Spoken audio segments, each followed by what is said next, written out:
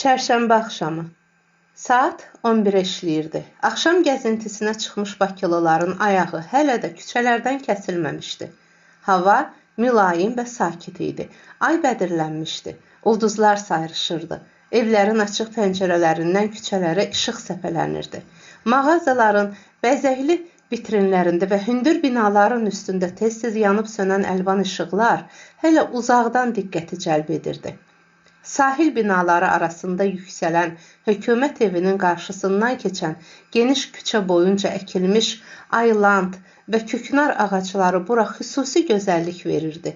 Elektrik dirəklərində yanan şar şəkilli ağ lampaların ziyası, yaşıl ağacların ötən minik maşınlarının siqnalı və şəhər qırağında gedən tramvayların zəng səsləri pozurdu. Bakının bu axşamı bəyaz Leningrad gecələrini xatırladırdı. Şəhər çilçıraq kimi yanır, Xəzər cilvələnir, titrəşən işıqlar bildur sularda yuyunurdu. Ayın işığında dəniz elə aydınlaşmışdı ki, sanki onun dibində balıqlar, yosunlar görünəcəkdi. Bakı gecələri çox gözəl olur. Yadımdadır, o vaxt mən hələ uşaqdım. Gün batandan sonra sarı aşıqlı aynı bəndimizə çıxıb saatlarla çırağban şəhərin seyrinə dalardım. Baxardım və Bakılı olduğum üçün fəxr edərdim. Ürəyim iftixar hissi ilə elə döyünərdi ki, illər ötdü, mən yaşa doldum. Bakı cavanlaşdı, daha da gözəl oldu. Mən karnavaldan çıxan gənclərlə birlikdə indi də Bakı gecəsini seyr edirəm. Onlar evlərinə dönürlər, mən isə hələlik hara getdiyimi bilmirəm. Ancaq gedirəm. Ahəstə addımlarla çiyin-çiyinə dənizə tərəf irəliləyən və sanki gecənin sakitliyini pozmamaq üçün astadan söhbət edən Adillə Ceyranı izləyirəm. Mən onların pıçıltılarını aydın eşidirəm. Əvvəlcə nə danışdıqlarından xəbərim yoxdur. Ancaq indi Adil karnavalda Ceyrana göndərdiyi cavab məktublarına görə ondan üzr istəyirdi. Düzü mən bilmirdim. Mən elə bilirdim ki, 13 tamam başqa adamdır. Ceyran Adilə imkan vermədi. Siz bu sözlərlə məni utandırırsınız dedi. Ona qalsa gərək mən birinci üzr istəyim. Poçta oyununun ləzzəti elə orasındadır ki, birisinə zarafatla məktub yazıb aldadırsan. Bəs o biri nömrə 145 sizdə hardan idi Ceyran? Deyə Adil, indiyə kimi ona qaranlıq qalan məsələni aydınlaşdırmaq istədi. O özü də hiss etmədən, dili nə tər dolandısa ilk dəfə Ceyranın adını çəkdi. Deyəsən bu qıza da qəribə gəldi. Cəld çevrilib Adilin üzünə baxdı. Sonra gözlərini yerə dikib yavaş səslə onun sualına cavab verdi. 13 mənim rəfiqəmin nömrəsi idi, dedi. Biz karnavala bir yerdə gəlmişdik. O yarıda çıxıb vağzala qardaşını qarşılamağa getdi. Nömrəsini mənə verdi. Sizdə, deyə Adil gülə-gülə onun fikrini tamamladı. Bütün oyunları mənim başıma gətirdiniz. Yoxsa məndən incidiniz?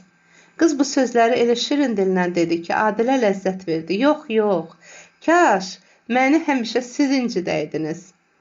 Adilin bu gözlənilməz cavabından sonra heç biri danışmadı. Ceyran yolunu yaxın salmaq üçün o biri səkiyə tərəf addımladı. Adil də onun dalınca getmək istəyəndə bir minik maşını sanki qəsdən söhbətin ən şirin yerində araya keçdi. Faraların güclü işığı Adilin gözlərinə düşdü. O bir anlığa Ceyranı görmədi, maşın ötdü. Adil irəliləyib o biri səkiyə qalxdı. Ceyran dala baxmadan gedirdi, ancaq bayaqkından yavaş gedirdi. Yəqin ki, oğlanın ona çatması üçün yubanırdı. Adil yaxınlaşdı, yenə yanaşı addımladılar.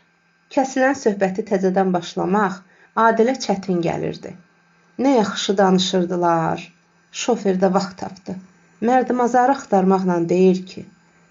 Özü də hiss etmədən qıza çox yaxınlaşdığını görən Adil, sanki çiyinlərinin bir-birinə toxunacağından ehtiyat edərək yana çəkildi. Mənim bir dostum var, yaman zarafatçıl oğlandır, deyə o sükutu pozdu. Ceyran Adilin nə danışacağı ilə maraqlanıb, üzünü ona çevirdi. O deyir, Qızla gedəndə elə ki, gördün, nə o danışır, nə sən, ikiniz də utanırsınız. Onda söhbəti sal taxta qaşıqdan. Nədən? Deyə Ceyran təəccüblə Adilə baxdı. Taxta qaşıqdan. Deyir, ondan sonra hər şey öz yoluna düşəcək. Taxta qaşıq arada bəhanə olacaq. Sonra o qədər danışacaqsınız ki, indi mən görürəm, ikimiz də ağzımıza su almışıq. Az qalmışam soruşum ki, evinizdə taxta qaşıq varmı? Ceyran gülməkdən özünü güclə saxladı. Ancaq Adilin ürəyini sındırmamağa çalışıb, yenə onun sualını cavabsız qoymadı. Var idi, dedi. Kiçik qardaşım sındırdı. Bu, Adilə başqa bir söz deməyə təkan verdi.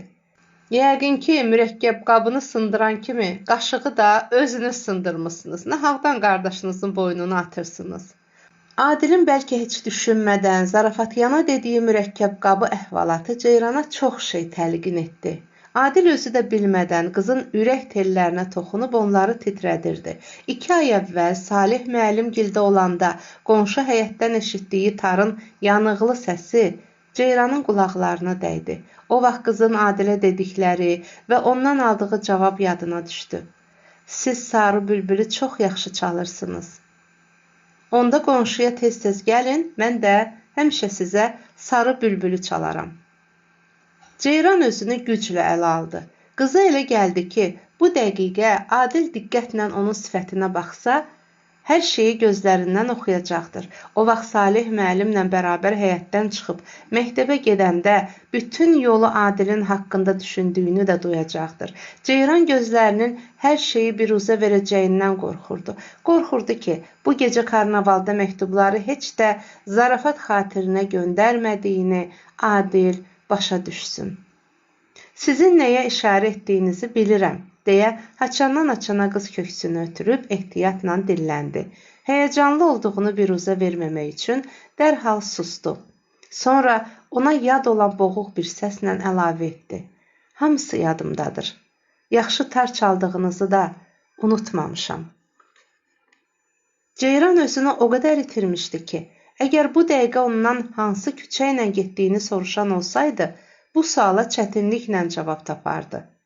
Yenə də çalırsınızmı, deyə qız başqa bir sual verdi. Xeyr. Nə üçün? Qulaq asan yoxdur. Qız bu qısa cavabdakı eyhamı başa düşsə də, özünü o yerə qoymadı. Ceyranın mənasız sandığı o taxta qaşıqda nə böyük hikmət vardı. İndi hər ikisi danışırdı. Özü də elə xoşa gələn, yadda qalan sözlər danışırdılar ki. 2 dəqiqə sonra üzü Xəzərə baxan 3 mərtəbəli bir binanın qabağında dayandılar. Yəqin bura Ceyrangilin evidir, deyə Adil başını qaldırıb işıqlı pəncərələri gözdən keçirdi. Çatdıq. Ceyranın dodaqlarından qopan bu kəlmə öz həqiqi mənasından çox bir təəssüf bildirdi. Adil cəsarətli oğlan olsaydı və əgər utanmasaydı, bu sözün müqabilində qıza yaxşı cavab verərdi. Deyərdi ki, Ceyran, axı niyə belə təəssüf edirsən? Bu günün sabahı da var. Ancaq o danışmadı. Daha doğrusu danışmağa söz tapmadı. Məlul baxışlarını qızın bir cüt şəvə kimi parlayan gözlərinə dikib sustu. Adil bu ilk görüşün son ayrılıq olmasını istəmirdi. İstəyirdi ki, Ceyranı yenə günü sabah səhər tezdən görsün. Bunun üçün o qıza nə deyəydi, necə deyəydi? Birdən dedi, Ceyranın acığına gəldi. Sonra, yox, necə olur olsun, Adil bu qızla bir daha görüşməli idi. Bəlkə onlar bir-birinə heç yerdə rast gəlməyəcəkdilər. Bu düşüncələrdən sonra Adil cəsarətləndi. Nə danışdığını o qədər də dərk etmədən dilləndi. Ceyran, bizi bir yerdə görsələr, sizə söz gəlməz ki, yox, deyə qız çəkinmədən cavab verdi. Mənim evdən gizlin işim olmaz, ancaq anam mənə həmişə bir şey tapşırır. Deyir, kiminlə dostluq, yoldaşlıq eləmək istəsən, tələsmə. Adamını yaxşı tanı. Qız azacıq ara verib əlavə etdi. Hətta deyir, ailəsinin də kim olduğunu öyrənməyi unutma. Adamlar çox müxtəlif olurlar. Onları tanımaq çətindir. Adil orta məktəbdə oxuduğu 10 il müddətində dəfələrlə müəllimləri qarşısında dayanıb çətin imtahanlar vermişdi. Lakin heç vaxt nə indi Ceyranın qarşısında durduğu qədər sıxılmışdı, nə də danışmaqda bu qədər çətinlik çəkmişdi. Yaxşı, birdən bizi bir yerdə görüb soruşsalar ki, yanındakı oğlan kimdir, onda nə deyərsiniz? Onda bu suala cavab verməyi sizin öhdənizə buraxaram, deyə Ceyran da söz üçün məəttəl qalmadı. Bəs siz nə deyərsiniz? Əgər bunu ananız soruşsa, Adil gülə-gülə başını qaşıdı. Deyərəm, məktəb yoldaşımdır. Əgər atanız çıxsa, onda çox güman ki, evin dalına keçərsiniz. İkisi də güldü. Ancaq onu bilin ki, deyə Ceyran evə qaçmağa hazırlaşırmış kimi bir addım geri çəkildi. Mənim anamı aldatmaq çox çətindir. İkincisi də, o, məktəb yoldaşlarımın hamısını yaxşı tanıyır. Ceyran, siz məni o qədər qorxaq bilməyin. Elə olsa mən açıq-açığa deyərəm ki, biz Ceyranla təzə tanış olmuşuq. Bugün hələ birinci görüşümüzdür. Sabah axşam yenə görüşə çıxacağıq. Qızın sifətindəki ifadə bir anda dəyişdi.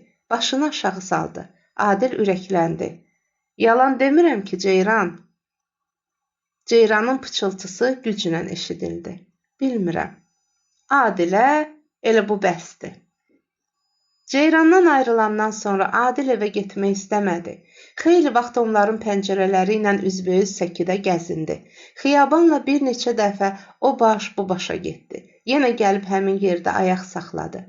Ceyrangilin işıqları sönüncəyədək gözlərini onların pəncərələrindən çəkmədi. Ancaq bundan sonra könülsüz və tələsmədən evlərinə tərəf addımlamağa başladı. Bu gecə nə gözəl gecə idi. Adil heç vaxt nə bədirlənmiş ayı, nə sayrışan ulduzları, nə də şəhərin işıqlarını bu qədər mənalı görməmişdi. Qarşısına çıxan adamlar da indi ona çox mehribanlıqla baxırlar. Qəribədir. Eri bir küçələr də bayaqkına nisbətən gözəlləşmişdi. Bir saat əvvəl əhəmiyyət vermədiyi ağacların titrəyən yarpaqları ayın işığında elə gözəl görünürdü ki, Adil hara baxırdısa bir təravət, bir yenilik duyurdu. Bu dəqiqə o hər şeyi, hətta öz varlığını da unutmuşdu. Adil ancaq Ceyranı düşünür, yolu onunla gedir, ürəyində onunla danışırdı. İlk məhəbbətin, ilk görüşün çox qəribə anları olur. O anlaşılmaz hissləri keçirən hər kəs, ürəyindəkiləri dillə deməyi bacarmasa da, uzun vaxt unuda bilmir. O təmiz, o bakirə duyğular gəncliyin ən əziz xatirələri kimi qəlbin dərin və gizli guşələrində silinməz izlər buraxır. Bəzən o xatirələr əbədi bir sirr olaraq qalır və heç kimə də açılmadan insanla bərabər torpağa gedir. İlk məhəbbət, ilk görüş, həyatın, gəncliyin ən mənalı çağları da bundan sonra başlayır. Kimin başına gəlibsə yaxşı bilir. İlk məhəbbətin istirabları da ləzzətli olur. Siz Adili qınamayın. Saat 12-yə qalırdı. Adil isə evlərinə indi yaxınlaşırdı. Fikri hələ Ceyrandan ayrılmamışdı. O qapılarına çatdı. Kürəyini divara söykəyib başını yuxarı qaldırdı. Ulduzlara baxdı. Yorulduğunu ancaq indi hiss etdi. Elə bir bədəni ağırlaşmışdı. Taqətdən düşmüş dizləri az qala büküləcəkdi. Adil üzünü hansı tərəfə çevirirdisə, Ceyranı görürdü. Qulaqlarına Ceyranın səsi gəlirdi. Ancaq onu bilin ki, mənim anamı aldatmaq çox çətindir. İkincisi, o məktəb yoldaşlarımın hamısını yaxşı tanıyır. Bu sözləri biraz qabaq Ceyran ona demişdi. Adilə sataşmışdı. Çox nahaq yerə bu tezliklə ondan ayrıldım, deyə Adil səhvini indi başa düşüb özünü danladı. Əgər xahiş etsəydim, Ceyran yəqin ki, sözümü yerə salmazdı. Heç olmasa 5 dəqiqə dayanardı. Bəlkə lap 10 dəqiqə də dayanardı, yenə söhbət edərdik. Eybi yoxdur. Keçənə güzəşt deyərlər. Qoy bu mənə dərs olsun. Gələn dəfə işimi bilərəm. Adil gözlərini yumub bir an hərəkətsiz dayandı. Siz sarı bülbülü çox yaxşı çalırsınız. Elə bil bu sözləri yenə ceyran pıçıldadı. Adil yuxudan ayılmış kimi oldu. Özünü düzəldib ətrafına baxdı. Yaxınlıqda heç kim yox idi. Əgər Dilafruz olmasaydı, Adil bu dəqiqə eyvana çıxıb pəncərələri açar və tarı sinəsinə basardı. Bütün gecəni çalardı. Özü də elə çalardı ki, tarın səsini ceyran eşitsin və bilsin ki, Adil bu mahnını onun üçün, ancaq onun üçün çalır. Adil çərşənbə axşamına ceyranla görüş təyin etdiyinə inana bilmirdi. Qızın öz dili ilə razılıq verməsinə baxmayaraq, ona yuxu kimi gəlirdi. Elə bil bu sözləri ceyran deməmişdi. Xeyr, Adil, ondan tez görüşə bilmərik. Anam çərşənbə axşamları evdə olur. Mən də ancaq o gün gəzməyə çıxa bilərəm. Bu dəqiqə Adil, gələcək görüşlərin xatiri üçün razı olardı ki, ömürdən də getsə, həftələr, günlər gödəlsin, hər 2 gündən bir, çərşənbə axşamları gəlsin. Ceyran hələ 4-cü sinifdə oxuduğu vaxt Xalidə adlı qəşəng bir qızla dostlaşmışdı. Xalidənin şəvə kimi qara gödək saçları vardı. Yumru yanaqları həmişə yayın istisində də, qışın soyuğunda da alma tək qızarardı. Sinifdə 2 Xalidə olduğundan uşaqlar onu qırmızı yanaq Xalidə çağırardılar. O, qısa, seyrək qaşlarından və qara qıyıq gözlərindən Çin qızlarına oxşardı. Xalidə güləndə onsuz da xırda olan gözləri ətli yanaqlarının içində itib batardı. Bu 2 rəfiqə hər gün məktəbə qoşa gələr, gəzməyə birlikdə gedər, imtahanlara bir yerdə hazırlaşardılar. Bəzən əkiz bacı kimi paltarlarını da eyni parçadan tikdirib cüt geyinərdilər. Dərs zamanı Xalidə həmişə ceyranla pıçıldaşdığından müəllimlər onları bir yerdə oturmağa qoymazdılar. Yoxsa fürsət tapınca öz aralarında zarafatlaşıb, bir-birini dümsüklər və hey gülüşərdilər. Qızlar 7 illik məktəbi qurtarandan sonra da ayrılmadılar. Rəssamlıq texnikumuna bir yerdə daxil oldular. Ceyran orta məktəbdə oxuduğu vaxt çəkdiyi şəkillərlə Xalidəni də rəssam olmağa həvəsləndirmişdi. Texnikumu bitirdikdən sonra Xalidə rəsm müəlliməsi işləmək üçün kənd məktəbinə təyinat almışdı. Gözəl mənzərəli yerləri gəzmək həvəsində olan Xalidə yay istirahətini təbiətin qoynunda keçirmək üçün hələ dərslər başlamamışdan rayona yola düşmüşdü. İndi 2-ci ay idi ki, qızlar öz ürəklərini məktublarla bir-birinə açırdı. Ceyran Adildən ayrıldıqdan sonra evə gəlib yenicə oturmuşdu ki, anası ona bir məktub verdi. Al, qırmızı yanaq Xalidədən gəlib, dedi. Ceyran kağızı oxumağa başladı. Xalidə həmişəki tək, bu məktubunda da bir rəssam səliqəsi ilə hərfləri muncuq kimi yan-yana düzmüşdü. Zarafatdan əl çəkməyən qız yenə də rəfiqəsinə sataşaraq məktubu "Əzizim xallı Ceyran" sözləri ilə başlayırdı. O, təyinat aldığı kəndi, məktəbi və oranın gözəl mənzərəli təbiətini təriflədikdən sonra yazırdı. Dərslər başlanan kimi klubda iş götürmüşəm. Rayon artistləri təzə tamaşa hazırlayıblar. Xahiş ediblər ki, dekorasiyaların şəkillərini mən çəkəm. Şəhərdə aldığım yağlı boyalar lap yerinə düşdü. Neçə gündür klubda işləyirəm. Ceyran, sənə yazmağa da utanıram. Burada baş rolları oynayan Nadir adlı bir artist var. Səhərdən axşamacan yanımdan getmir. Elə hey teatrlardan, kinolardan danışır. Ceyran məktubun bu yerini oxuyanda arxadan anasının gəldiyini duyub kağızı bükdü. Yaxşı, mənim qırmızı yanaq Xalidəm nə yazır, deyə arvad soruşdu. Yəqin orada da dəcəlliyindən əl çəkmir, hə? Ceyran anasının üzünə baxmadan sənə çoxlu salamı var, dedi və üzünün ifadəsini anasından gizlətmək üçün corabını yuxarı çəkmək bəhanəsi ilə stolun altına əyildi. Rəfiqəsinin məktubunu axıra kimi oxuduqdan sonra Ceyranı fikir götürdü. Qız yemək stolunun arxasında oturduğunu unutmuşdu. Çay soyumuşdu. O stəkanı qırağa itələyib ayağa qalxdı. Evdəkilər yatmağa hazırlaşırdılar. Ceyran da öz otağına keçib stolüstü lampanı yandırdı. Xalidənin məktubunu götürüb artist oğlanla əlaqədar yerlərini bir də oxuduqdan sonra üzünü ovcuna alıb yazı stoluna dirsəkləndi. Yanaqları ot tutub yanırdı. Bu vaxt Ceyranın qulaqlarına sanki lap uzaqdan güclə eşidilən tar səsi gəldi. Qız qeyri-ixtiyari olaraq bu sözləri ürəyindən keçirdi. Nədən hər yerin əlvandı, köksün altı sarı bülbül.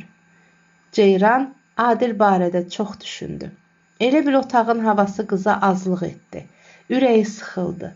O durub küçə balkonuna çıxan qapını açdı. Tül pərdələr asta-asta yuxarı qalxdı. Xalidənin məktubu yaralı göyərçin kimi stolun üstündə çırpındı. Balkon qapısı ilə üzbəüz pəncərədə qoyulmuş dibçəkdəki reyhanın yarpaqları tərpəndi. Otağa xoş ətir doldu. Ceyran xalatını geyib balkona nə vaxt, nə üçün çıxdığını özü də bilmədi. Sinəsini məhəccərin soyuq dəmirlərinə söykəyib aşağı boylandı. Bayaq Adillə dayanıb şirin söhbət etdikləri yerə baxdı. Küçələr sakit və kimsəsiz idi. Uzaqda bir nəfər gəzirdi. Ceyran onu Adilə oxşatdı. Ancaq yox, Adil olsaydı dönüb geri baxardı. Ceyran balkonda nə qədər dayandığını bilmədi. Qızın bədəni yarpaq kimi əsirdi. O özünü yığıb çiyinlərini əstirə-əstirə evə qaçdı. Balkonun qapısını örtüb yazı stolunun arxasında əyləşdi. Əgər indi Xalidə burada olsaydı, Ceyran Adillə necə dostlaşdığını və karnavaldakı bütün əhvalatları ona danışardı. Ancaq hər şeyi, ürəyindəki hissləri də deyə bilərdimi? Yox, Ceyran utanardı. Qız birdən nə düşündüsə, stolun siyirməsini çəkib kağız çıxardı. Yazacağam. Mən də hamısını Xalidəyə yazacağam, deyə qələmi götürüb mürəkkəbə batırdı. Bu an Ceyran qəlbində bir ağrı hiss etdi. Sanki qələmin ucu mürəkkəb qabına deyil, onun ürəyinə batdı və yaman ağrıtdı. Sonra bircə saniyədə hər şey dəyişdi. Qızın gözləri fərəhlə parladı, gülümsədi. 2 aydan bəri stol üstündə qalıb əhəmiyyətsiz bir şey kimi unudulan bu mürəkkəb qabı Ceyrana o qədər qiymətli, o qədər əziz göründü ki. Qız istər-istəməz onu əlinə alıb diqqətlə baxdı. İndi bu adi mürəkkəb qabı deyil, Adilin ilk yadigarı idi. Yaxşı ki, bu vaxtacan salıb sındırmamışam deyə o mürəkkəb qabını ehtiyatla yerinə qoydu. Sonra yenə qələmi götürüb yazmaq istədi. Ancaq məktubu necə başlayacağını bilmədi. Salih müəllimgildə olan əhvalat qızın yadına düşdü. Yağış yenicə kəsmişdir. Hava saf və təmizdir. Qonşu həyətdəki qollu budaqlı meynənin yaşıl tər yarpaqları üstünə düşmüş yağış damcıları günəşin işığında mirvari dənələri kimi parıldayır. Hasarın otayında gödək qollu, tor köynək geymiş, qıvrımsaç bir oğlan eyvanlarının açıq pəncərəsi qabağında əyləşərək tarı sinəsinə basıb həzin-həzin çalır. Ceyran isə özünü məhəccərin üstünə yıxıb qabağa boylanaraq musiqinin yanıqlı səsinə uymuşdur.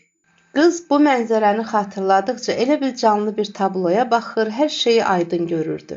Ceyran bu xatirələrə qapılaraq qarşısındakı kağızda aynəbənddə oturub tar çalan bir oğlan şəkli çəkdi. Lakin qələm onun yavaş-yavaş boşalan barmaqları arasından düşdü.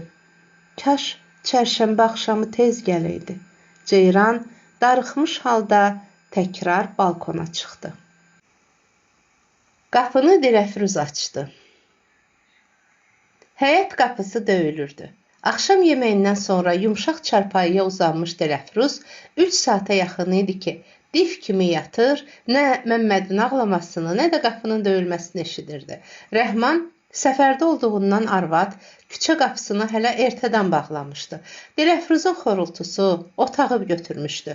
Bir neçə dəfə zəngi basan Adil Dilafruzun oyanmadığını görəcək, qapını yumruğu ilə bəkdən döydü. Nəhayət, Dilafruz tənbəl-tənbəl dikəlib gərnəşdi.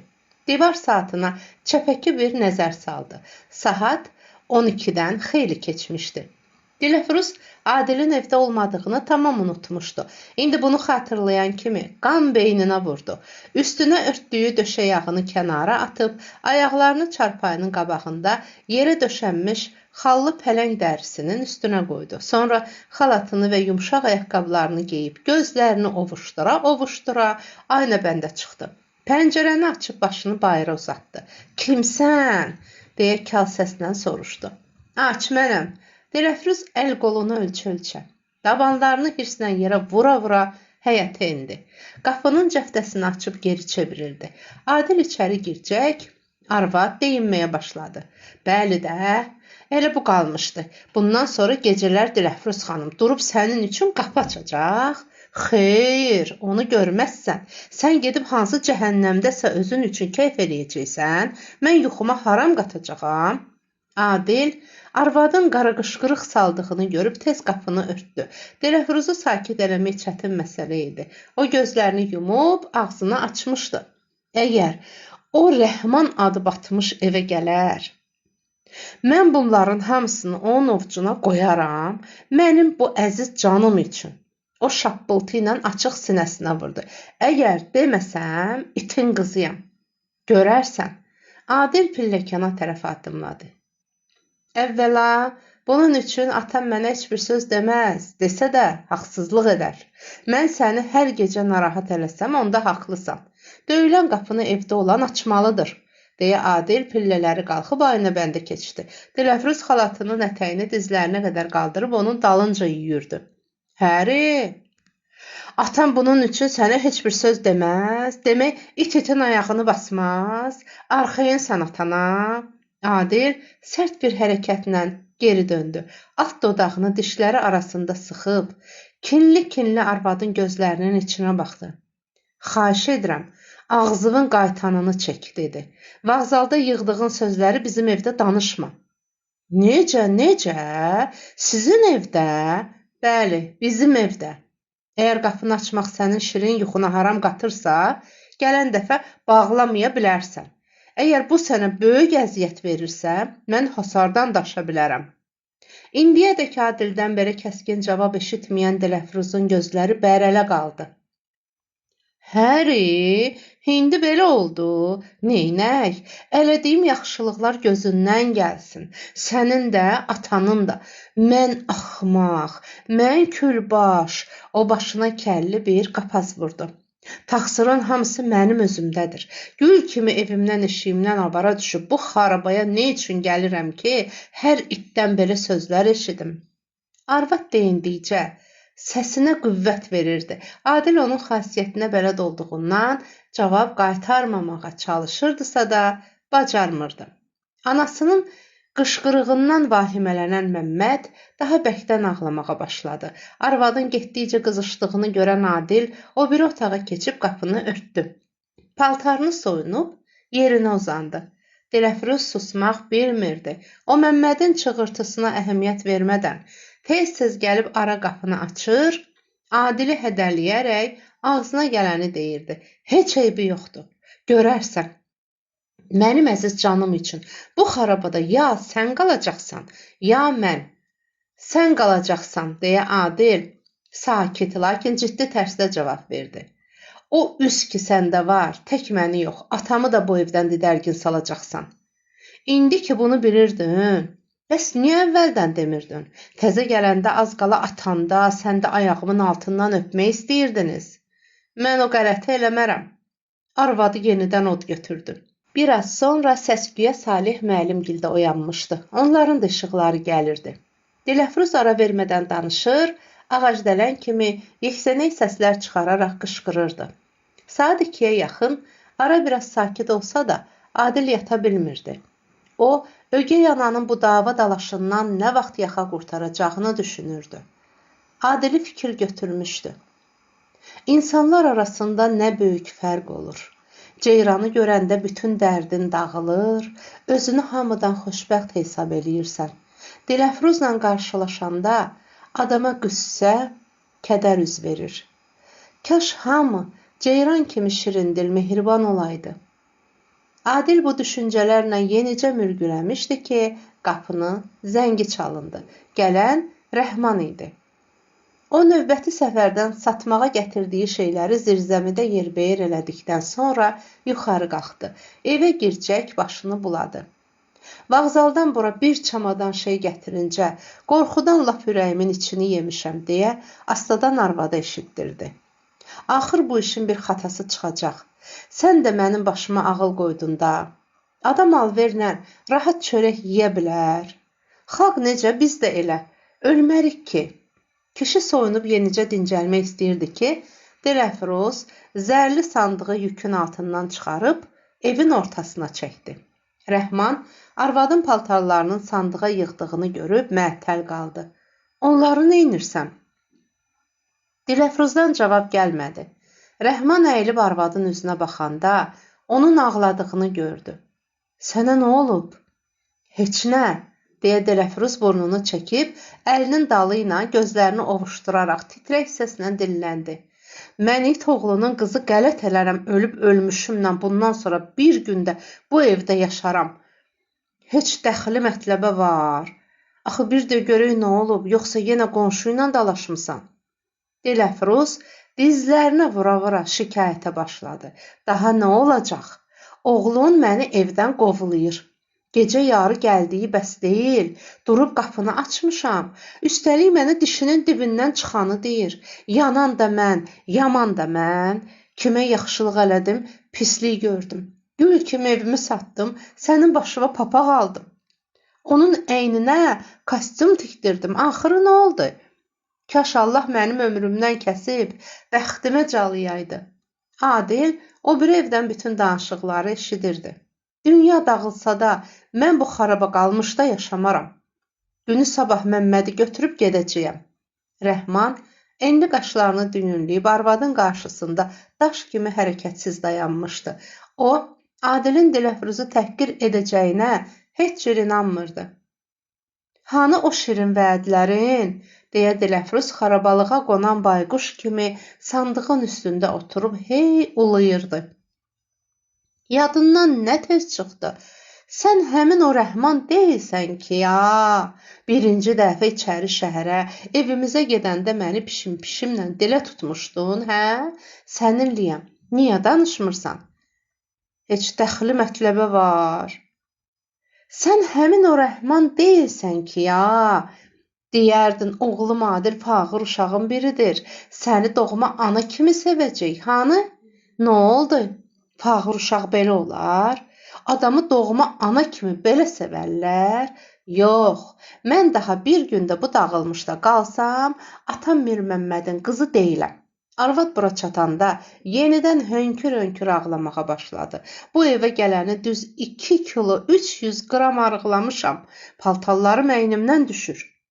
Dilafruz güya ürəyi xarab olduğu üçün özünü sandığın üstündən yerə yıxmaq istədi. Lakin Rəhman uzaqda dayandığından onu tuta bilməyəcəyini görüb bir neçə dəfə vay, vay deyərək ərini səslədi. Rəhman yaxına gələndə arvad ağır gövdəsini onun qolları arasına saldı. Gözlərini süzüb iniltili bir səslə termometr deyə ürəyini tutub pıçıldadı.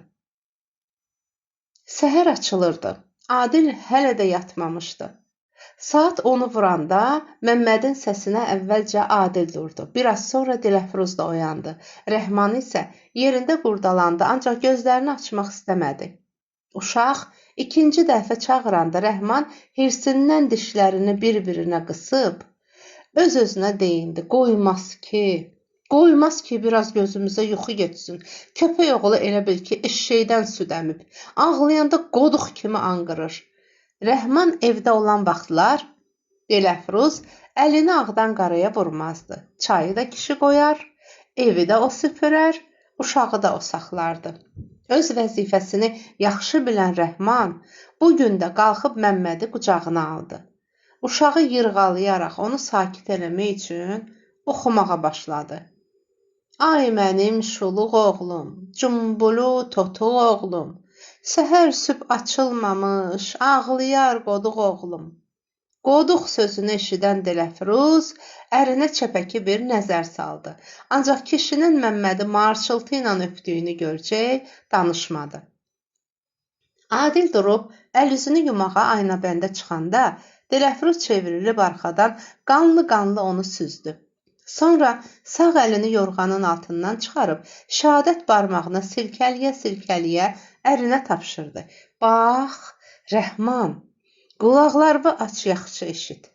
Əgər bugün sən onun tənbeyini eləsən, eləmisən.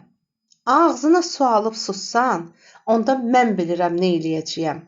Rəhman sifətinə incik bir ifadə verib dedi. Ay Dilafruz xanım, sən öz əziz canın day bəsdir də. Bir hirsin soysun da. Uşaqdır, qanmayıb qələt eləyib atası ilə. Axı səhər-səhər yenə bu evdə kükələk qoparmağın nə mənası? Yox, qoymaram o mənim üzümə ağ olsun.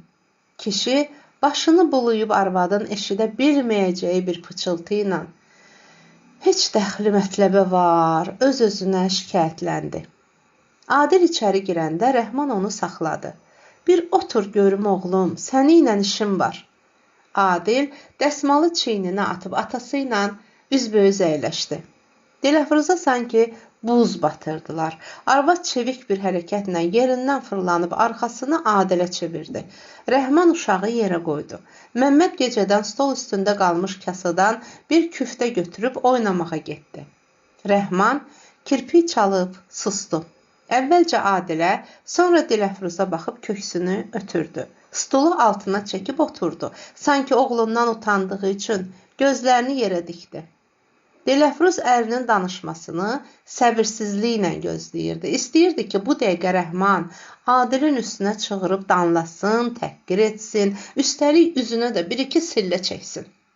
Onun ürəyi ancaq bundan sonra soyuya bilərdi. Lakin belə olmadı. Gecə hardaydın Adil? Deyə Rəhman mülayimcəsinə soruşdu. Gəzməyə getmişdim, karnavaldaydım. Adil atasının üzünə baxaraq cavab verdi. Rəhman yenə sustu. Sanki soruşmağa heç bir söz tapmırdı. Demək gəzməyə getmişdin, hə? Deyə o Adilin sözlərini təkrar etdi. Bəli, getmişdim. Yenə gedəcəyəm. Bunu mənə heç kim qadağan eləyə bilməz. Əgər sən buna etiraz edirsənsə, de görüm nə üçün? Burada nə pis iş var? Ata, sənə onu deyim ki, mən Dilafruzla yola gedə bilmərəm.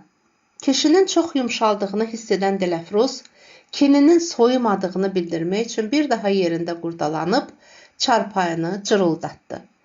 Yaxşı eləmirsən, oğul. O səni əvvəllər doğma anan kimi əzizləyirdi. Bilmirəm sizə nə oldu? Xeyr, deyə Adil atasının sözünü kəsdi. Səhv edirsən, ata. Sən çox şeydən xəbərsizsən. Əvvəllər o məni çox əzizləyirdi. Bəs indi sənə onu da deyim ki, mən bu vaxta dək ögey doğmalığı heç ağlıma da gətirməmişəm. Ancaq indi o mənə ögey ana olduğunu hiss etdirdiyi üçün daha dözə bilmirəm. Universitetdə dərslər başlayan kimi mən bu evdən gedəcəyəm. Rəhman qulaqlarına inanmadı. Hara gedəcəksən? Gedib yataqxanada qalacağam. Rəhman sifətinə süni bir mehribanlıq verməyə çalışdı. Oğlum, ağlını başına yığ. Adam kəmhövsələ olmaz. Bir danışdığını, nə elədiyini bilər. Dilafruzdan bugün incimisən, sabah yenə barışarsan. Xeyr, bizim barışmağımız çox çətin olacaq. Sən bir oğul kimi məni yaxşı tanımırsan. Biz başqa adamlarıq. Bəli, mən bu evdən baş götürüb gedəcəyəm. Bir də onu da deyim ki, mən tək ona görə getmək istəmirəm. Bəs daha nə olub ki? Hirsdən Adilin dodaqları və üzünün əti titrədi. Qaşlarını düyünləyib danışmadı. Bu dəqiqə ağlayacaqmış kimi. Sifəti qırışdı. Ata, deyə o birdən ayağa qalxdı. Düzü bilmək istəyirsənsə, mən həm onun üzündən, həm də sənə görə getmək istəyirəm. Bəli, sənə görə. İndi mən çox şeydən xəbərdaram. Necə? Mənə görə? Mən sənə neynəmişəm? Məndən nə eşitmisən ki? Rəhman heyrətlə gözlərini bərəldib ayağa qalxdı. Mən bu evdə yaşamağa utanıram. Yoldaşlarımdan xəcalət çəkirəm. Deyirlər atan alverlə məşğul olur. Ancaq sən bunu məndən gizlədirsən. Həmişə gətirdiyin şeyləri qonşular üçün almışam deyirsən. Dilafruz bu evə gəlməmişdən mən belə sözlər eşitməzdim. Əgər bunlar doğrudursa, demək səni bu çirkin işə o məcbur edir, o. Elə bu əsnada həyət qapısı döyüldü. Dilafruz fısıldaya ayağa qalxdı. Evin ortasında qoyulmuş kətili təpiyi ilə yıxıb qapıya çıxdı. Rəhman onu dilə tutmağa başladı. Əvvəla onu sənə kim deyib, çox qələt eləyib. Sonra əgər düzünü bilmək istəsən, bir-iki kərəm qonum-qonşu tapşırıb onlara öz mayasına xırdamırda şey gətirmişəm. Bir də hərgah eləsəm də nə olar oğlum? Pul qazanmaq eyib deyil ki. Oğurluq eləmirəm, cibə girmirəm.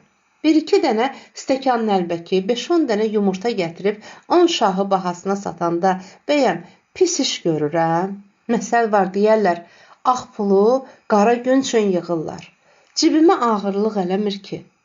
Boş çuval dik durmaz oğul. Mənim də çalışdığım sənin üçündür.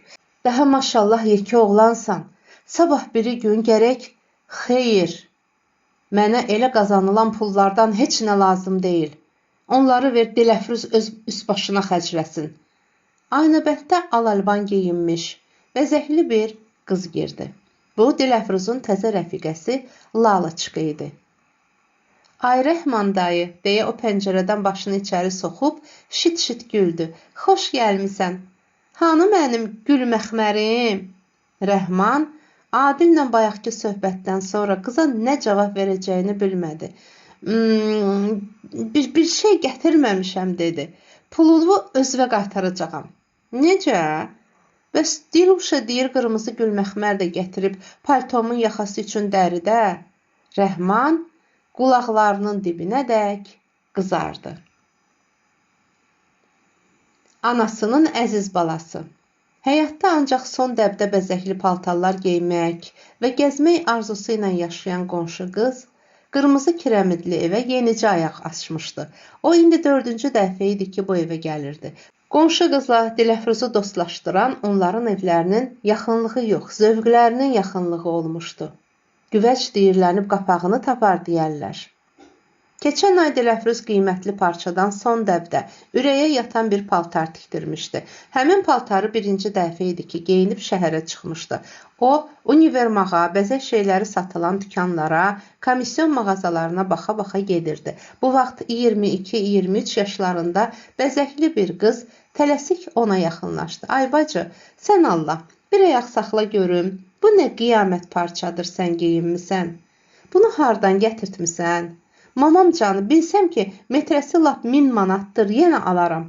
Nə gözəl də tikdirmisən. Qız az qala paltarı Dilafruzun əynindən çıxarmaq istəyirdi. Arvadın gəh sağına, gəh də soluna keçib həsrət dolu gözlərlə onun geyiminə diqqət yetirirdi. Dayan bir görüm nə fasondur. Hə, daldan 2 sklat, qabaqdan plisrovkalı. Yaxası da ki, mənim klipsaçın paltarım kimi buracan açıq. Figuranıza da nə yaxşı yaraşır, ay bacı, yerini deyinən. Bu parçanı hardan gətirtmisən? Hansı partnixaya tikdirmisən? Dilafruzu heç nə bu qədər sevindirə bilməzdi. Onun paltarı cavan bir qızın, özü də belə bir qızın xoşuna gəlmişdi. İstəsən, 2-ci həftəyə sənin üçün bu parçadan da gətirdərəm. Partnixamla da tanış edərəm. Sən Allah, doğrudan. Mən söz verdim, qurtardı. Çox sağ ol.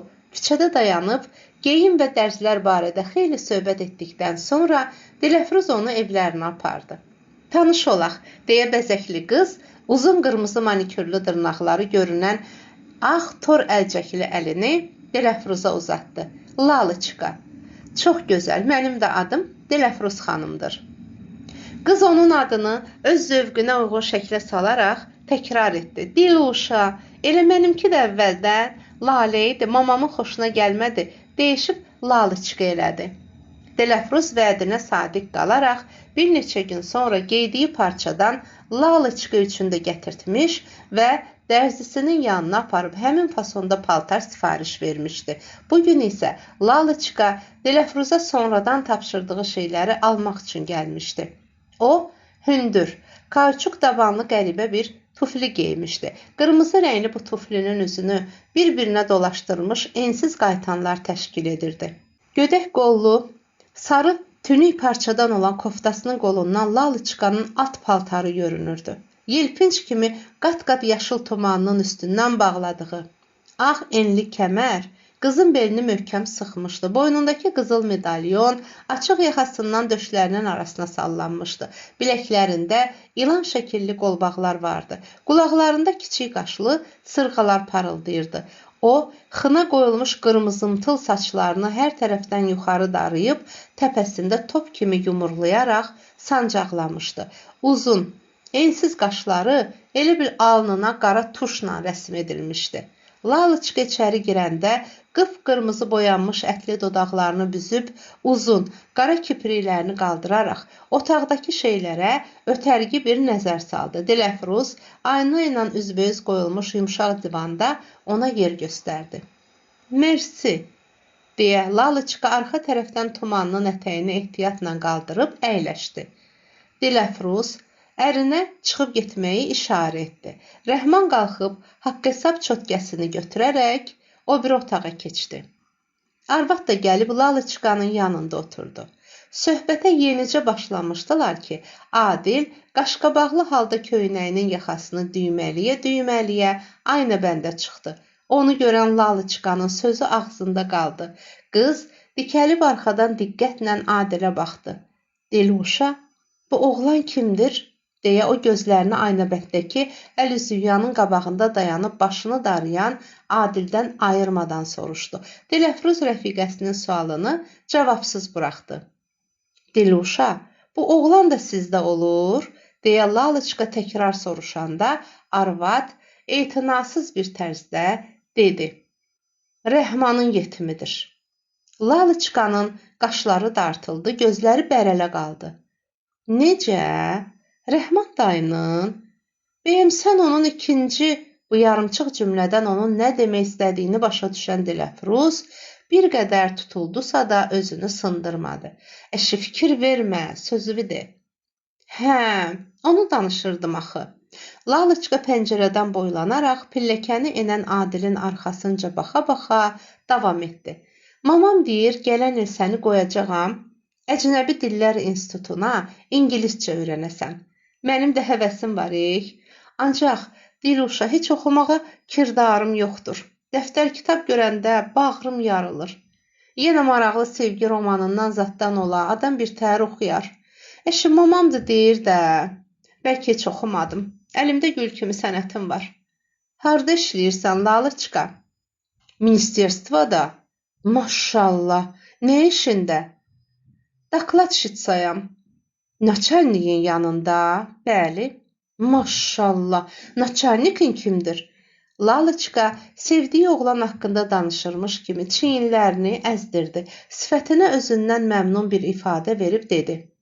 Mamet Hüseynoviç, evləri də lap şəhərin mərkəzində olur. Belə hündür boylu, yaraşıqlı oğlandır. Qara qaş, qara göz. Çox vaxt kofe smalakom rəngində kavirkot kostyum giyər. Tanıyarsan. Dilafruz özünü xam göstərməmək üçün astaca başını tərpətdi. Görmüş olaram. Bilirsən necə oğlandır. Elə buna görə də zamistitelinin daklatçısı həmişə mənə paxıllıq eləyir. Deyirəm ona ki, ay qız, sənin naçalnikinin zəngindən də adamın zəhləsi gedir. Amma mənimki zəng vuranda elə bil musiqi çalınır. Adamın oynamağı gəlir. Özüm ölüm Diluşa, doğrudan ha belədir ha. O bir otaqdan şaqqa-şuruq səsi gəldi. Rəhman mallarını haqq-hesab çötkəsindən keçirirdi. O nə səsdir Diluşa? Deyə Lalıçka əyilib açıq qapıdan o bir evə baxdı. Dilafruz əlini şappıltı ilə dizinə vurub qışqırdı.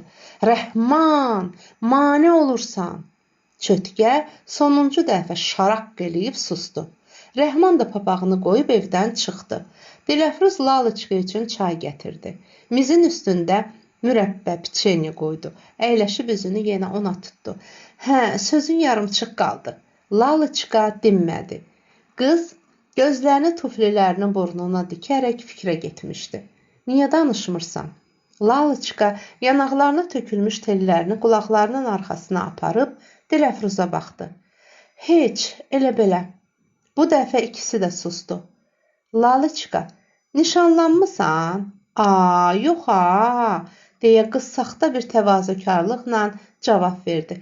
Hələ nə vaxtımdır ki, hara tələsirəm? Ərə gedənləri görürəm.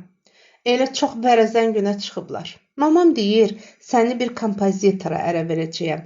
Mən istəmirəm. Nə üçün istəmirsən? Get də. Qızı öz xoşuna qoysan, ya mütribə gedər, ya zornaçıya. Lalıçka bu söhbətlərdən utanırmış kimi başını aşağı saldı. Sonra ehtiyatla, lakin ciddi bir tövrlə Diluşacan, bayaqki oğlan həmişə sizdə olur, deyə soruşdu. Bu vaxta kimi bizdə olurdu, bundan sonra yataqxanada qalacaq. Əşi, adam sözü danışsana. Qoy bir gedim, Gülməxmərivi, paltovun dərisini gətirim, gör xoşuma gəlir. Doğrudan laf yadımdan çıxmışdı. Dilafruz həyətə düşəndə Lalıçka tez ayağa qalxdı. Ara qapıdan boylanıb, yataq otağında çarpayının başından asılmış xalçaya, aynalı paltar şkafına, bəzək stolunun üstündəki ətir şüşələrinə və divarlardakı şəkillərə baxdı. Dilafruz zirzəmidən çıxıb həyət qapısını bağlayaraq yuxarı qalxdı. Lalıçka onun əlindəki sarı tülkü dərisi ilə qırmızı gülməxmər parçanı görəndə hər şeyi unudub arvadın üstünə atıldı. Şeyləri Dilafruzun əlindən qapıb, tələsik ayna qabağına keçdi. Parçanı kütə kimi özünə sarıyıb, tülkü dərisini şərfdəki boynuna sarıdı. Mersi! Lalıçka pəncələri üstündə fırfıra kimi o tərəf bu tərəfə fırlandı. Diluşa, yaraşır mənə. Bəs necə? Laf qiyamət. Nahaq deməyiblər ki, gözəllik ondur, 9-u dondur. Arvadınki, qızınki geyimdir. Diluşa, bunların qiyməti nə qədərdir? Dilafruz səsini ucaldıb ərklə Lalıçkaya acıqlandı. Bax, mənim əziz canım üçün inciyərəm. Danışdırmaram səni. Məndən elə şeyləri soruşma. Sən kimsən, mən kiməm? Pulun yoxdur, bəxşiş kimi götür. Yox ha, çox sağ ol. Mamam ölməyib ki, neçə olsa alacağam. Doğrudan da Lalıçka üçün malın qiymətinin əhəmiyyəti yox idi. Dilafruz nə qədər desəydi, qız gətirəcəkdi. Xeyli söhbət, qeybət elədikdən sonra evlərinə getməyə hazırlaşan Lalıçka ayağa qalxdı və saat neçədir Diluşa, deyə soruşdu. Mənimki yadımdan çıxıb evdə piyaninanın üstündə qalıb. Hara tələsirsən, hələ tezdir. Dilafruz Lalıçkanın nə qədər borclu qaldığını söz arası eşitdirdikdən sonra qız şeyləri götürüb aynabəndə çıxdı. Bura bax, Lalıçka, Vıxadnoy axşamı bizə gələrsən. Xeyir ola, xeyirdir. Məmmədin 3 yaşı tamam olur. Ad gününü keçirəcəyik. Bax, əvvəlcədən deyirəm. Padarkazat lazım deyil. Mənim əziz canım üçün. Gətirsən, inciyərəm. Həmişə belə ziyafətlərə dəvət olunması ilə fəxr edən Lalıçkanın gözləri parladı. Kişi qonağınız da olacaq. Gələrsən, görərsən. Elə çoxu kişi xeylağıdır. Tans necə, Diluşacan? O sizdən asılıdır. Kim istər oynar özü üçün. Mersi, onda mən plastinkalarımı da gətirəcəyəm. Məndəki valslar, fokstrotlar, yəqin sizdə olmaz. Gətir də, nə istəyirsən gətir. Axşama kimi Dilafruzun yanına daha bir neçə arvad gəldi. Kimi sifariş etdiyi çay dəstgahını, kimi ipək paltarlığını alıb, razılıq edərək getdi. Dünən gecə Rəhmanın gətirdiyi malların çoxu satılıb qurtardı. Dilafruz müştərilərini yola salanda, onları oğlunun ad gününə dəvət etməyi də unutmurdu. Adilin həsrətlə gözlədiyi çərşənbə axşamı da gəlib çatmışdı. Görüş vaxtına az qalırdı. 2 saatdan sonra o bütün həftəni gecələr də, gündüzlər də xəyalı ilə yaşadığı qızla, Ceyranla görüşəcəkdi. Hələ ertədən Özünü səliqəyə salıb hazırlanmış Adil aynabənddə oturaraq tarı sinəsinə basmışdı. O, Sarı Bülbül mahnısını çalır və ürəyində ceyranla danışırdı. İçəridə Dilafruzla Lalıçqa Məmmədin ad gününə toplaşacaq qonaqlar üçün hazırlıq görürdülər. Bugün Dilafruz çoxdankı arzusunu yerinə yetirmişdi. Məmmədin qışqırmasına əhəmiyyət vermədən onu tanış bir diş həkiminin kreslosunda oturdub, qabaq tərəfdən ağzına qızıl diş saldırmışdı. Ertədən göz yaşı axıdan uşaq indi dişinin ağrısından yuxuda da ufulduyurdu. Dilafruzun məşğul olmasından istifadə edən Lalıçqa hərdən pəncərəni açıb Adilə baxır və ona söz atırdı. Adilin əhəmiyyət vermədiyini görən qız dinc dura bilmirdi. Aynabəndə çıxaraq gah onun saçlarını qarışdırıb qaçır, gah da şıltaqlıqla barmağını tarın simlərinə sürtərək Adili danışdırmaq istəyirdi. Evlərində qonaq hesab etdiyi Lalıçqanın bu yersiz hərəkətlərinin əsl mənasını başa düşməyən Adil nəhayət hövsələdən çıxıb tarı qırağa qoydu. Hirslə ayağa durdu. Məndən nə istəyirsiniz deyə Lalıçqanın boyalı sifətinə baxdı.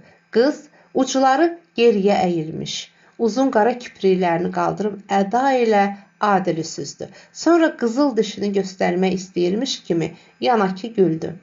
Bilmirsən nə istəyirəm? O, pərt olduğunu gizlədə bilmədi. Yanaqları qızardı.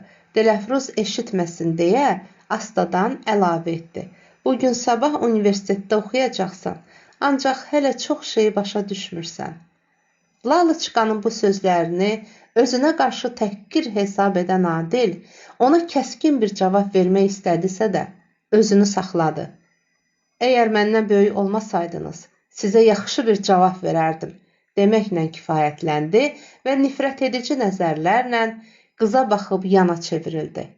Adilin uzaqlaşmaq istədiyini görən Lalıçqa onun qabağına keçdi. Bura bax, mən bilsəydim acığıva gələcək, zarafat eləməzdim. Xahiş edirəm, incimə. Sonra, əgər böyük kiçikliyə qalsa, elə ikimiz də bir yaşda olarıq. Yəqin mənim mamam gündüz, səni də anan elə o gün axşam doğub. Qız öz sözlərindən xoşlanıb güldü. Padumyış, abeddən ujuna qədər fərqimiz var. Ancaq Adilçik, elə bilirəm, sən axşam qaranlığında doğulmusan, hə? Bilirsən nə üçün belə deyirəm? Gözlərin çox qaradır. Yəqin qaranlığa baxmısan. Adil onun sözünü yarımçıq qoydu. Gedin bu komplimentləri başqalarına deyin. Mən siz düşünən adamlardan deyiləm. Adil tarı götürüb içəri keçdi. Əsəbi halda qapını örtüb otaqda gəzinməyə başladı. Bilmirəm, bu bəzəkli müqavva bizim evi hardan tanıdı. O bayıra çıxmaq istəyəndə gözü anasının şəklinə sataşdı. Nərgizin təzəcə dən düşmüş saçları sanki biraz da ağarmışdı. Adil bu gecə onu yuxuda görmüşdü. Necəsən oğlum? Deyə anası oğlunun başını mehriban sığallayıb soruşmuşdu. Dilafruz səni incitmir ki. Yox anacan, nigaran qalma, incitmir, deyə Adil cavab vermişdi. Sənin şəklin elə o vaxtdan çarpayımın başından asılıb. Mən dərdimi həmişə ona deyirəm, ana. Saxla oğlum, qoy barı şəklim sənə hayan olsun. Adil yuxuda anası ilə o qədər danışmışdı ki, sonra anasının bağışladığı qızıl saatı hələ də əziz bir yadigar kimi saxladığını ona bildirəndə arvad gülümsəmişdi. İndi daha böyümüsən oğlum, saatı qoluna bağla demişdi.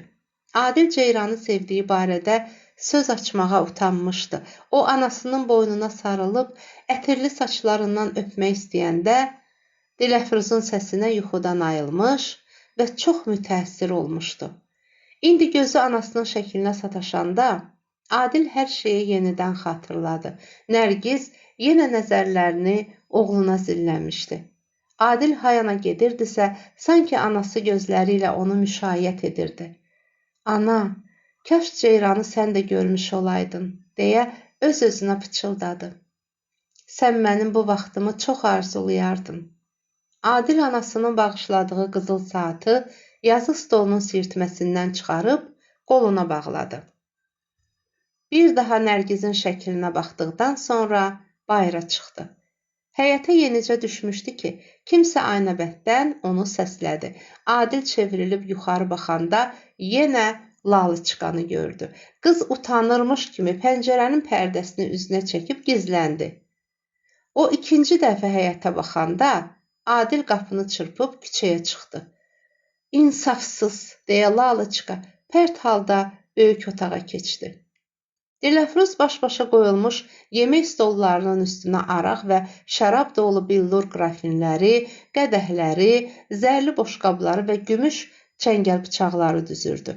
Qapqacağın cingiltisinə oyanan Məmməd ağzını göyə açıb səsi gəldikcə çığırmağa başladı. Ağlama mamulyacan, ağlama, deyə anası onu sakitləşdirməyə çalışdı. Dur gedək oğlum, əl üzünü yuyum, sənə konfet verəcəyəm.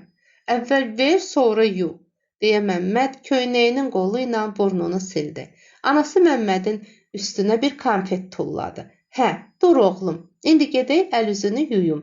Axşam qonaqlarımız gələcək. Məmməd çiyinlərini atıb bağıra-bağıra anasına cavab qaytardı. Nə üçün yuyum, Bəlkə əl üzümü yudum, heç qonaqlar gəlmədi. Uşaqla işin olmasın, deyə Lalıçka da yaxına gəldi. Mamulya, bir dəfə gül, xalan qızıl dişinə baxsın. Ay, bərəkallah. Məmməd hırıldadı. Balasının ağzında qızıl dişin parıldadığını görən Dilafruz da ləzzətlə qəhqəhə çəkdi. Diluşa, neçə qonağın olacaq, deyə Lalıçka süfrəyə düzülmüş nimçələri sayıb soruşdu. Səninlə ya sənsiz? Mən özümü bu evdə qonaq saymıram. Lalıçka bu eyhamlı sözündəki mənanın Dilafruza çatmadığını hiss etdiyi üçün bir də həmin söhbətə qayıtdı. Başa düşdün, nə dedim? Necə? Deyirəm, sən razı olsan, mən özümü həmişəlik bu evin qızı sanardım. Lalıçka küncdə alçaq dolabçanın üstündə qoyulmuş patifonu qurmağa başladı. Əlbəttə, deyə Dilafruz başını qaldırmadan cavab verdi. Elə sən də mənim qızımsan. Diluşa, bir söz desəm acığın gəlməz ki. Acığım gələr, su içərəm. Birdən mən sənin qızın yox, gəlinin olmaq istədim onda. Lalıçka gözünün ucu ilə Dilafruza baxıb cavab gözlədi. Gəlinim, arvad əlindəki qədəhi silib stolun üstünə qoydu. Heyf ki, oğlum çox balacadır. Bəs böyük oğlun? Arvad qəfildən geri çevrildi. Sən dəli olmusan, nədir? Patifon çalmağa başladı. Niyə elə danışırsan, Diluşa? Cavanlıqda özün sevəndə heç dəlilik eləməmisən? Dilafruz əlindəki mərhəbanı çiyninə atıb gözlərini bərəltdi. Ay qız, sən nə deyirsən? Arvad sifətinə ciddi bir ifadə verib ona yaxınlaşdı. Yoxsa... Lalıçka güya utandığından əlləri ilə üzünü qapadı. Dilafruz patifonu dayandırdı. Arvad nə deyəcəyini bilmədi. Lalıçkanı danlasınmı? Ya bu işdə ona kömək edəcəyini mi söyləsin? Bu gözlənilməz sözün müqabilində o cavab üçün çətinlik çəkdi. Əgər Adil doğma oğlu olsaydı, Dilafruz bu işə ürəkdən razılıq verərdi. Çox vaxt həsəd apardığı bu qızın ailəsi ilə qohum olardı. Dilafruz Lalıçkanın əmisinin dəmir yolunda böyük qulluqda olduğunu da bilirdi. Bu ailə ilə birləşmək qırmızı kirəmidli evin gələcək həyatı üçün də xeyirli olardı. Ancaq indi vəziyyət tamam başqa idi. O, Adili özündən uzaqlaşdırmaq üçün gecə-gündüz yollar aradığı bir vaxtda Lalıçka məhəbbətini bu evdə tapmışdı. Ay qız, sən bu sözləri doğrudan deyirsən? Lalıçka əzgin bir halda özünü divana yıxıb başını yana əydi. Mən bu barədə səninlə hələ keçən dəfə danışmaq istəyirdim, deyə o, yaxasını açıb əli ilə sinəsini yellədi. Ancaq utanırdım. Dedim bəlkə dedim sən razı olmadın. Dilafruz fikrə getdi. Yaxınlaşıb qızın saçlarını oxşamağa başladı. Yaxşı, sakit ol. Mən bu barədə bir Rəhmanla da danışaram. Lalıçka suyu süzülə-süzülə evdən çıxdı. Hər şeyin öz qaydasında olduğunu görən Dilafruz o biri otağa keçdi. Ortada dayanıb divarlara diqqətlə nəzər yetirdi. Burada təmiz və səliqəli görünürdü. Dilafruzun xoşuna gəlməyən bir şey vardısa, o da Nərgizin şəkli idi. Yaxşı, birdən qonaqlardan bu otağa keçən oldu, deyə o düşünməyə başladı. Deməzlərmi ki, evin yuxarı başında asılmış bu şəkil kiminkidir? Deməzlərmi ki, evin xanımı sənsənsə, bəs bu nəçidir? Yox, mən cəmaatı özümə güldürmək istəmirəm. Dilafruz Adilin çarpayısının üstünə qalxıb şəkli mıxdan çıxartdı. Aşağı enib, xeyli vaxt kinli nəzərlərlə Nərgizin əksinə baxdı. Sonra onu acıqla çarpayının altına tulladı.